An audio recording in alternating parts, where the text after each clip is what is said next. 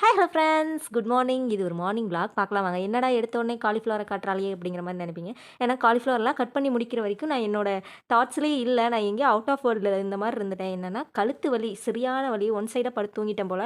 அது ஒரு மாதிரி பிடிச்சிக்கிச்சு, அப்படியே லாக் ஆயிருச்சு. மார்னிங் எழுந்து எனக்கு பெருசாக சமைக்கிற இன்ட்ரெஸ்ட் கூட இல்லை. ஏன்னா பயங்கர வலி. அது ஒன் சைடு படுத்தோங்கன்னா இப்படி வலிக்குமான்னு எனக்கு தெரியாமல் போயிடுச்சு. ஏன்னா இதுக்கு முன்னாடி எனக்கு வந்ததே இல்லை.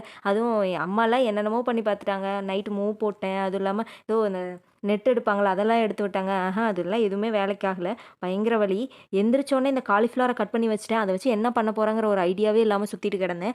இத கிரேவி பண்ண போறோமா? இல்ல ஃப்ரை பண்ண போறோமான்னு ஒரே கன்ஃப்யூஷன் வேற. நான் ஃப்ரிட்ஜ தொறந்து பார்த்தேன். இந்த கொத்தமல்லி தழை நெறையா இருந்துச்சு. சரி அத வச்சு ஒரு புலாவ் மாரி ரெடி பண்ணலான்னு சொல்லிட்டு, அத தான் ரெடி பண்ணிட்டு இருந்தேன். அதுக்கு சைட் டிஷ்ஷா இந்த காலிஃப்ளவர 65 பண்ணிடலாம். அதுக்கப்புறம் ஒரு பாயில்டு எக் மட்டும் வச்சுக்கலான்னு சொல்லிட்டு அதெல்லாம் ரெடி பண்ணிட்டு இருந்தேன். ஹஸ்பண்டே எனக்கு பாத்திரமும் வெளக்கி குடுத்துட்டாரு. ஏன்னா என்னால ரொம்ப முடியல.